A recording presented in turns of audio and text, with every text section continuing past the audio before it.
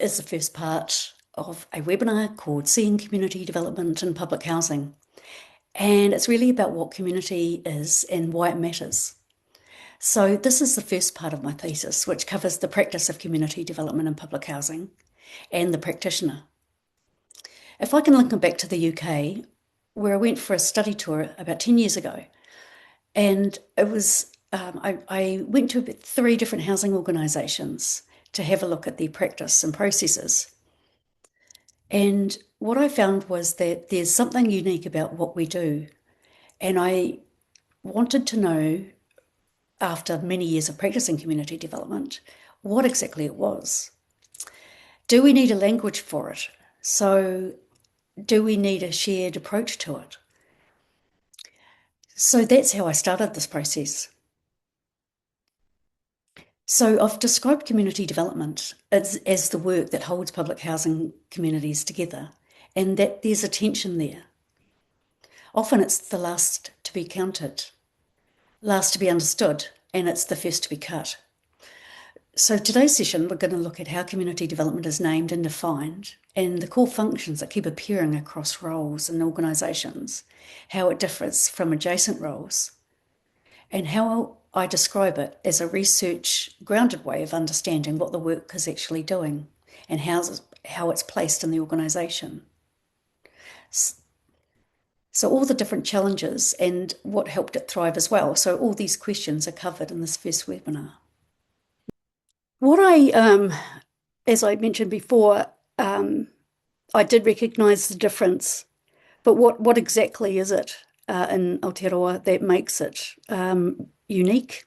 So I found that it was a practice looking for a language because many people use it in all sorts of different ways, and it has different roles and it's placed in different parts of the organisation. So I guess a reflection is it's often widely relied on. It's unevenly named, as I've mentioned. It's understood most clearly by those who are doing the work. It's measured through visible activities rather than the relational contribution, and which is hard to explain in an organisational language. It's hard to measure. Everyone who has to put in an evaluation framework or submit weekly or monthly reports finds the same thing.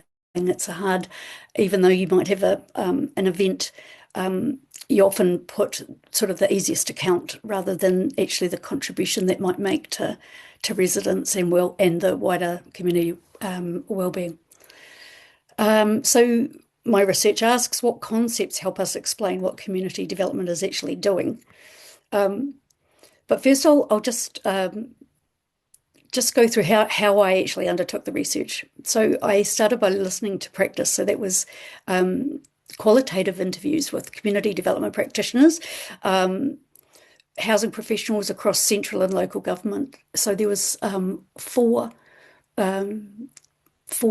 housing organisations, 25 qualitative interviews, and the interviewees, the informants, were across all levels and roles of those housing organisations. So it wasn't just the practitioners, but obviously the voices from the practitioners is going to come through strongly.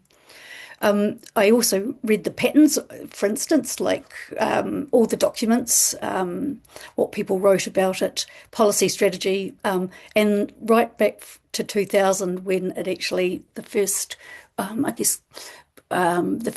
time it was mooted. And can I say also, usually community development is, I guess it's conceived and constructed when there's time of change.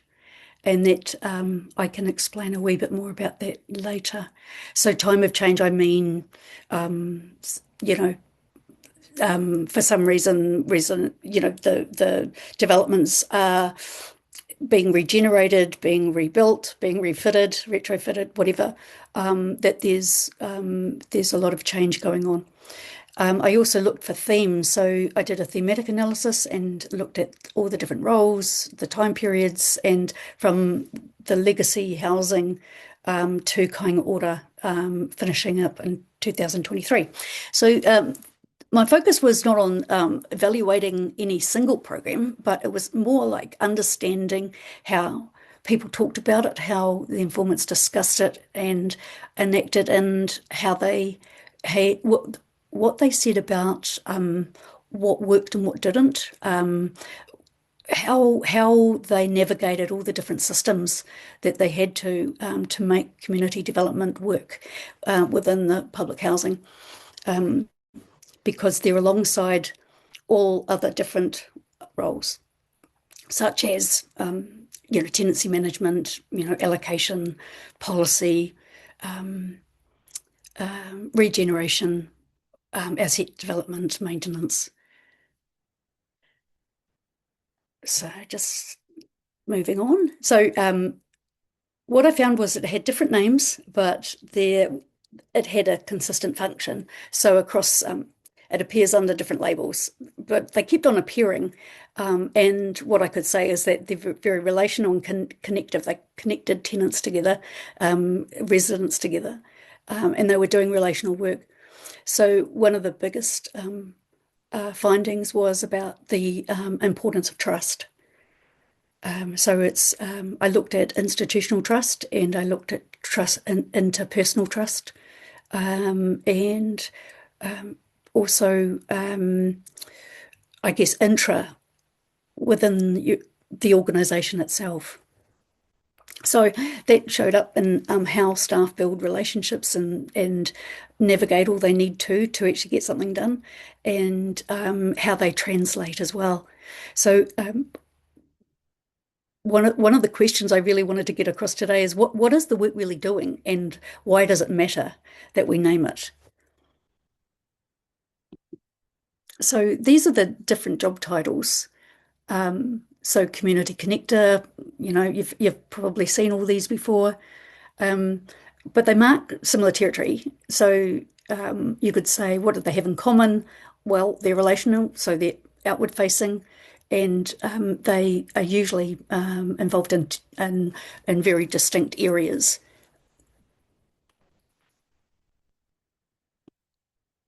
So what I when I was talking to the informants, I asked them what they considered was community development, but I also asked them what wasn't it. And what they came up with, that it's clearly not tenancy management. Tenancy management is pretty prescribed work that is governed by legislation. It's not social work without a caseload. It doesn't. It's not a. It's a non-therapeutic process, and it's not asset management with warmer language. So it's not maintenance. It's not sales. It's not improvement of stock. Even if it operates in the same space. So what it looks like. Community development and public housing. So I've got three columns here: what it looks like, and then what it helps create, and what may change as a result. And often it's the what may change as a result is actually it's not measured because it's a long-term process. What it looks like is meetings, events, support groups, residents groups, any grouping of people can be reported on how many people attended, how many distinct groups there are.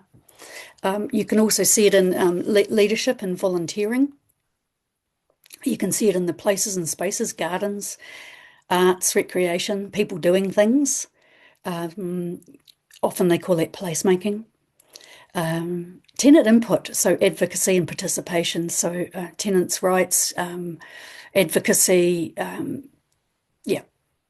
The other one, health, education, and employment. So that often comes up in terms of how the community development people, in conjunction often with other people in the organisation, link to other services, or actually, do upskilling in order to find employment. what it helps create is, so that's the first one, meetings. So that's about familiarity and trust. I found proximity, being close to, was one of the key findings in terms of what made community development relevant and increased trust. The leadership volunteering, so that was how people could gain residents gain skill and confidence and actually speak to housing services on their own terms. Shared purpose and belonging. So that's about how they residents and tenants actually marked their own space, actually created their own, you know, stake their claim, if you like. That it wasn't just like they were living in social and public housing, that actually it was their home.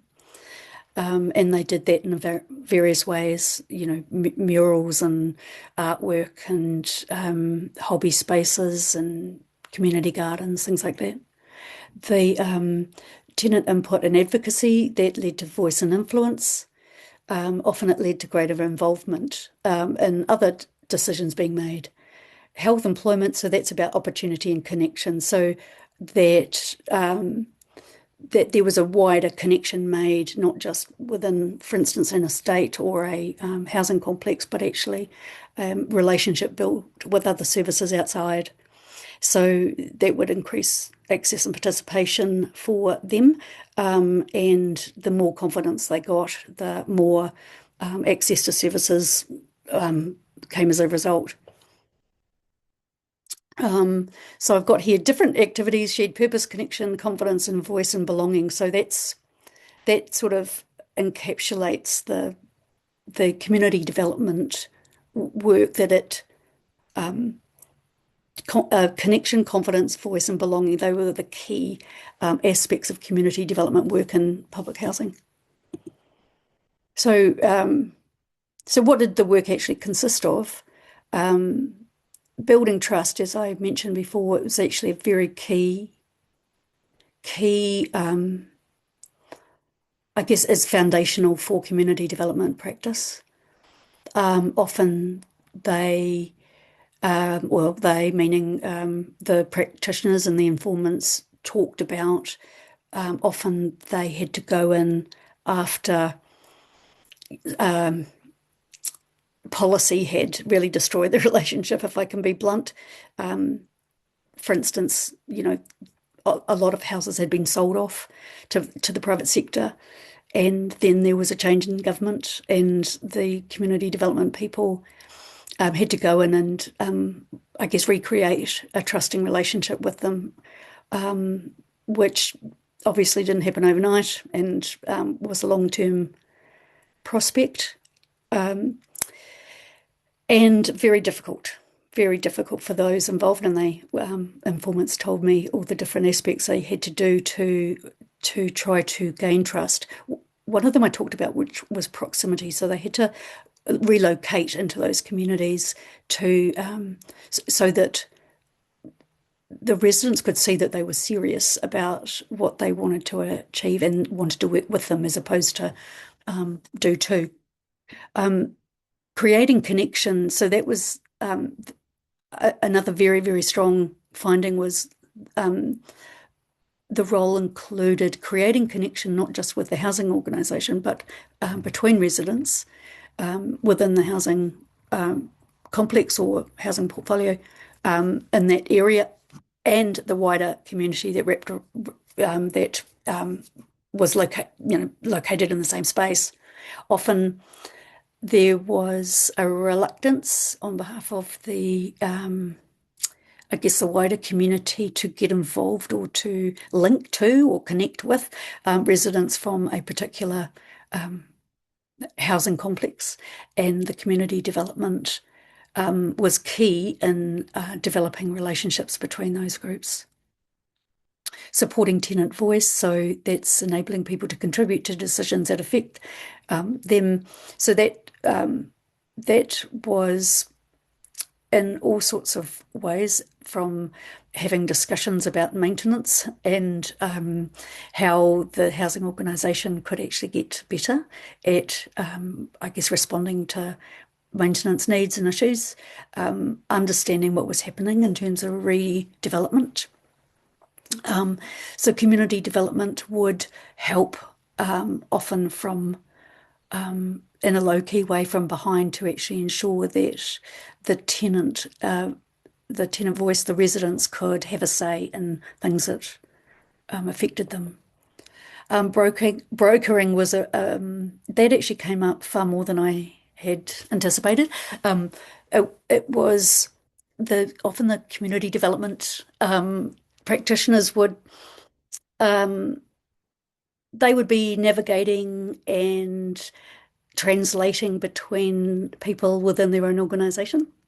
Um, so often, because organisations, housing organisations, go about and doing their business, but may not, I guess, have the resource to look outward facing in terms of the what they were doing in the community, and so often the practitioner would be able to navigate and translate issues that came up.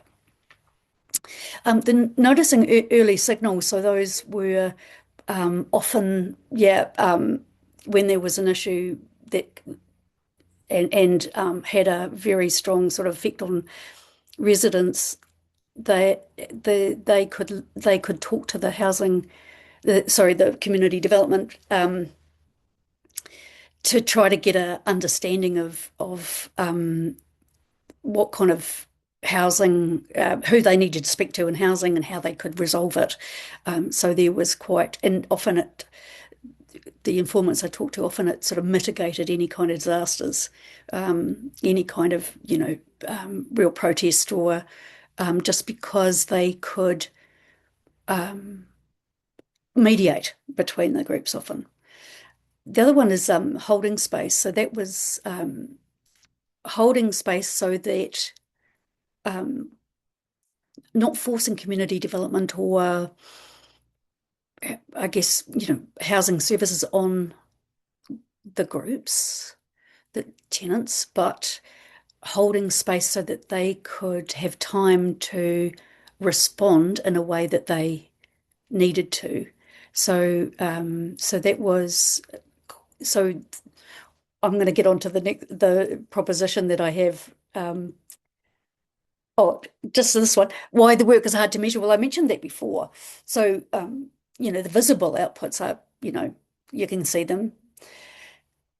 They're easy to calculate. They're easy to quantify. What often is not easy is how isolated people are. Did they make friends, hobbies, skills, a sense of home, trust? So, so often that relational work is just it's not so much invisible, but it's hard to measure and it's hard to name. So that's the I guess that's the value of my, I guess, well, that's what I wanted my research to actually name. I wanted it to be really clear that this is actually how it works in public housing spaces. So I talked about creating. So this is one of my propositions, if you like, the findings that came. So community development people, practitioners, coordinators, placemaking people, they create and hold space. So it means they create the conditions where residents can feel safe enough, respected enough, and connected enough to take part. And so I've put here, participation starts before the meeting. So it starts way before there's any meeting. So that's about nurturing people, affiing people,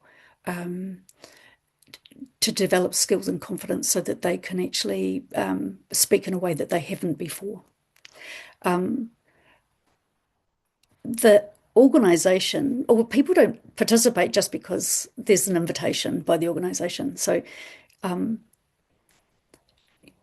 I guess organisations, sometimes housing organisations can assume that there's trust between them, but um, the short-term memory of I guess policy implications.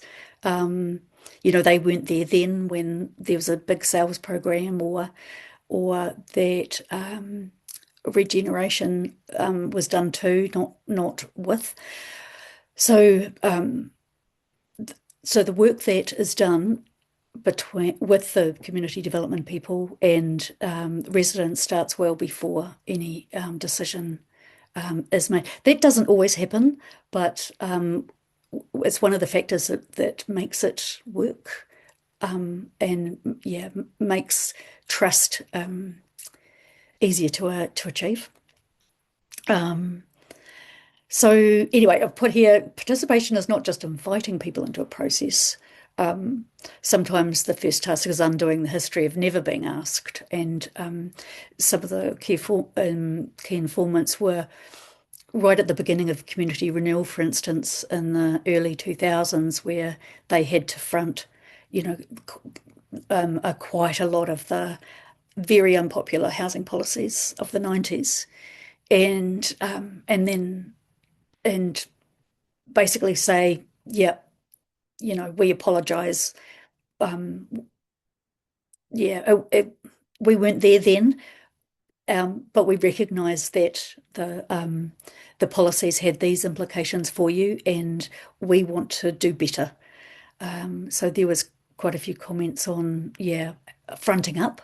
And I guess there was personal cost in fronting up too, because with government changes in policy, that can be whipped away pretty quickly. And I've found, examples of when that happens and what happens to the practitioner. But I'll talk about that in a couple of weeks' time. Right.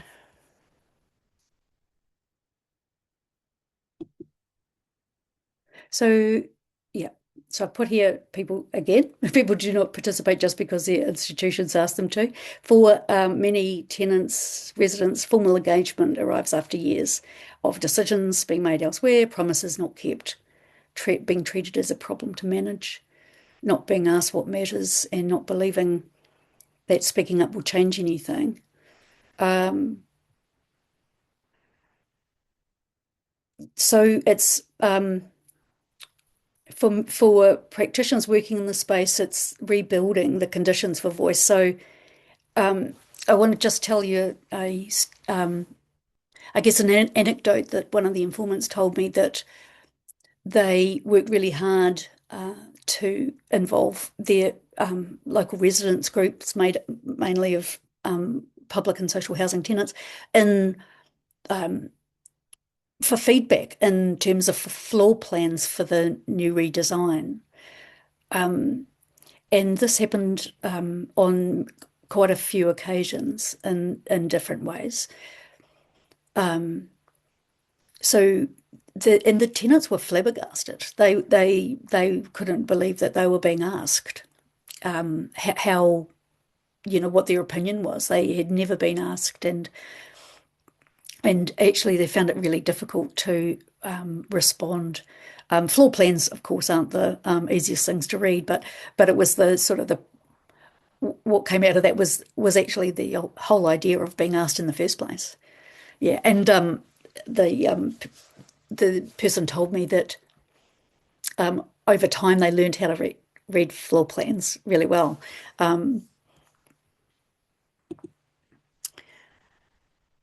So creating space is asking before designing, listening before explaining.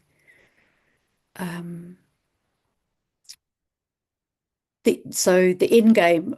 So this is a quote. The end game is about them trusting me first. I'm not going. I'm not going anywhere there for anything else than to gain their trust. So that was a comment, a quote from one of the informants who said that's what they had to do first, and they had to do it time and time and time again before anything else that they did. And they had to they had to listen to lots of people's grief about what had happened to their community, about the maintenance issues that hadn't been responded to, the different types of, they had a lot of, issues around tenancy management, noise complaints, and things like that. And it was just time and time again going back and listening and hearing, and before they could do anything that remotely resembled community development work. So it was, or like visible, if you like, community development work. I'm not saying so. Building trust is actually one of the foundations of it. So, but it's invisible, isn't it? Yeah, it's just time and time again turning up. So this holding space is coming back, following through, letting trust build at the community pace.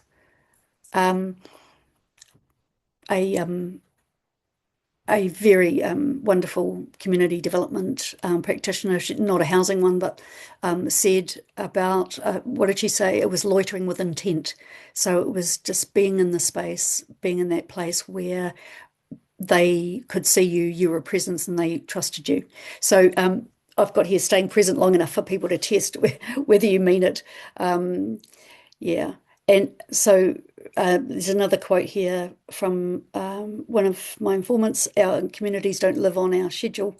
You're not going to get the results you're looking for if you rush it through.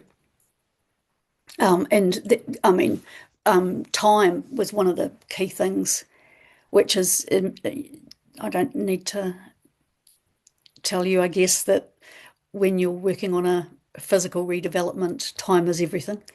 And but how do you work with communities so that you can they can have a voice and you get your development done on time? So it's a constant negotiation and navigation for the practitioner about translating.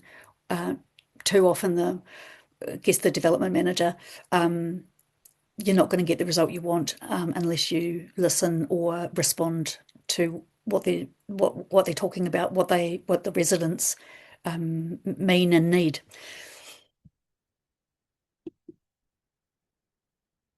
So this is my second proposition, which is the practitioner as relational infrastructure. So it has a place within housing. It has a place within public and social housing, that it is just like other forms of infrastructure, maintenance, tenancy management, asset development. Relational knowledge is operational knowledge. So I talked about they connect vertically, horizontally, they navigate, they notice. So early signals, they can often detect murmurings or discontent or misunderstandings quickly. They translate. So between the organisations, yeah. So they translate, I guess, um, to make sure that the residents can understand what's being done and that the organisation understands tenants' concerns. Now, I put here the relation. It doesn't mean that the practitioners have to expected to hold it all together, but they have a distinct role. So I talked about earlier about proximity being close enough to notice, and so what it makes possible. So everyday contact, local knowledge, early noticing. Local knowledge actually comes up as a really profound foundation of community development, and it's no surprise to most of you, I'm sure. However, it's often ignored. It's often that local knowledge, expertise in that particular area, particularly histories, who's who, opinion, who to watch out for, who all the traps. So trust built through presence, so time and time, as I said, going back, following through. But proximity also carries responsibility, um, and it requires humility, care, and follow through. So it is a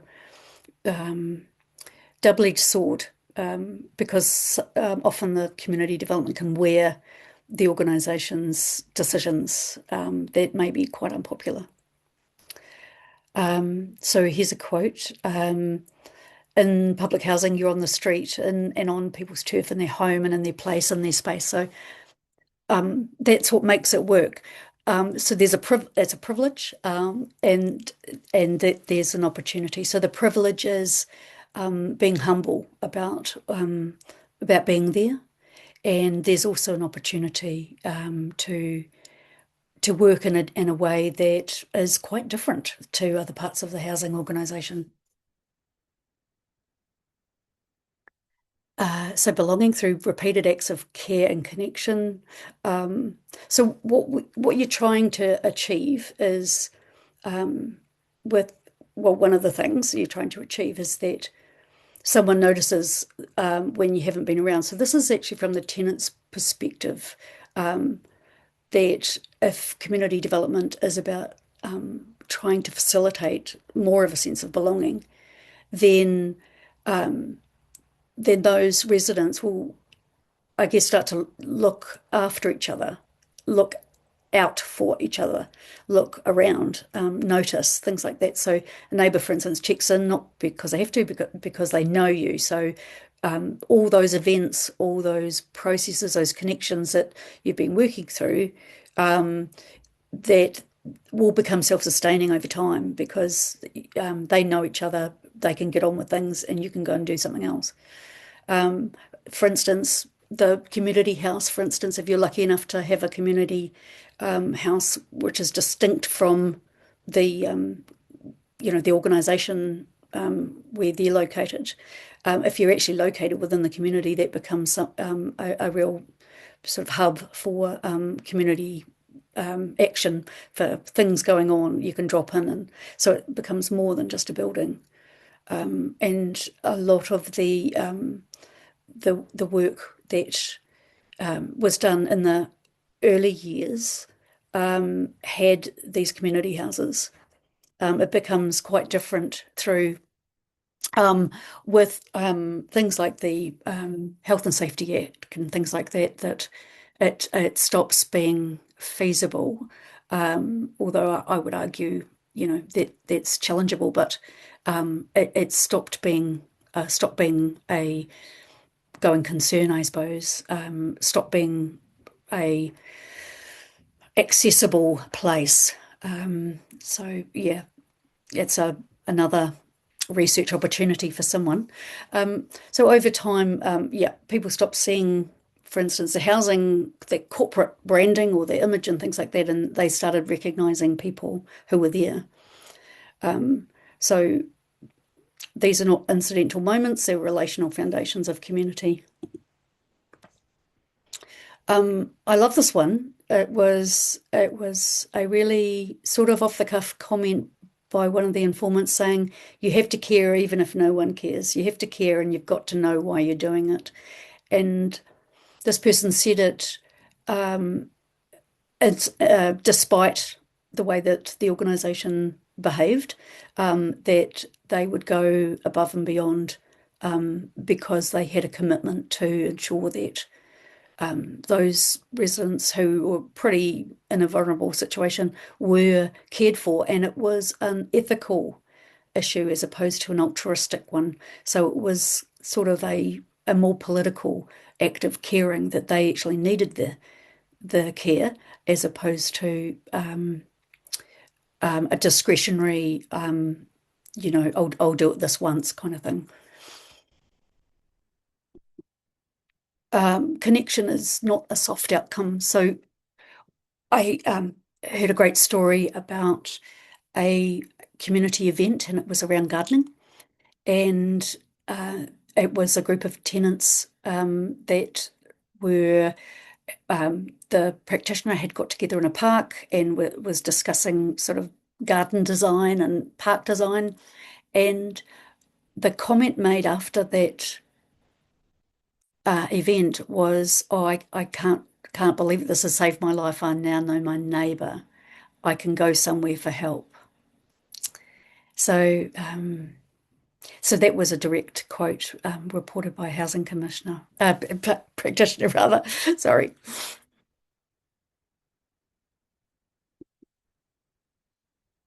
So this is about connection. I mentioned going back and back and back. So getting to know people was very important and key to anything I did. Whakawhanaungatanga is the first thing.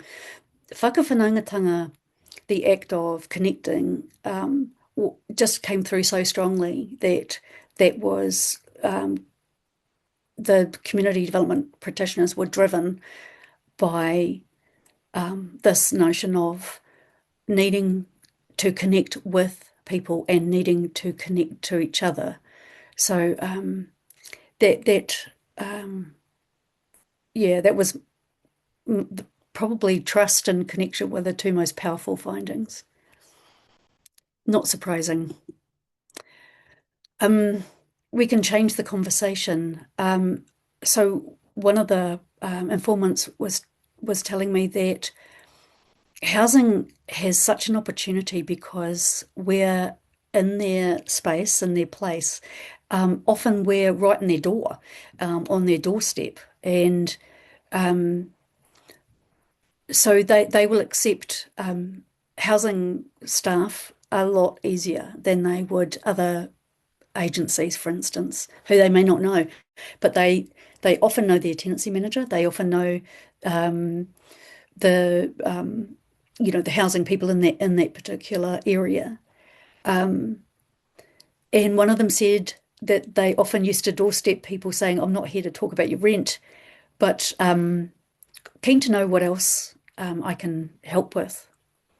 So that was one of the ways that they gave that they contributed and developed trust was it wasn't always about following process for some of them. It was actually about, hey, I've noticed this, or have you noticed a disturbance in the neighbourhood? And I'm not here to, I'm not here to inspect your property. I'm not here to talk about your rent. I'm actually interested in what you've got to say about what's happening in your local community. Um, these these are like from a research perspective are called trust anchors, and they're repeated relational touch points that shift. Lending a lawnmower, for instance, one had a tool bank, would take the barbecue around every Friday for months and months and months in the summertime. And it was just getting to know people, getting to know their neighbours. One of them said, "I can't believe it. I didn't, I've been living opposite my neighbour for 15 years and I didn't know them." Um, so this is not a program menu. This is trust building. So it's not, I would describe it, it's not the soft edge of housing work, but it is a way that people stay connected and to the people and places who live there, and they exist to serve. So yeah, it's yeah, they I have a lot of respect for the way that they I guess navigate the different. They can sort of weave between two worlds. They can translate, they can navigate. They can often give bad news, but in a way that people can hear them. So,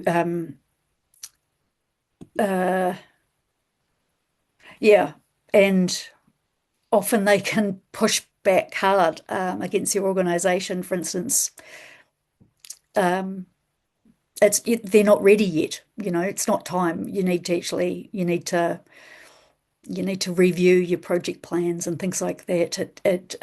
More work needs to be done, more trust, more connection needs to be made. Um,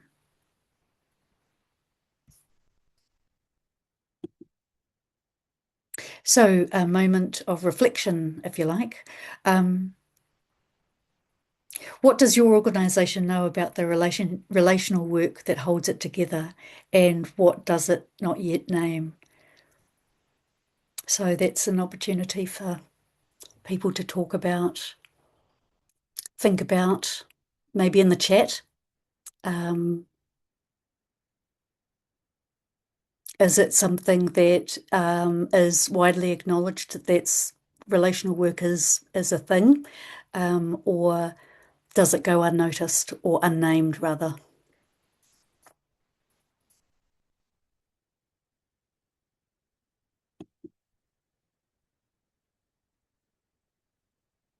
So while you're doing that, I just want to talk about the next session.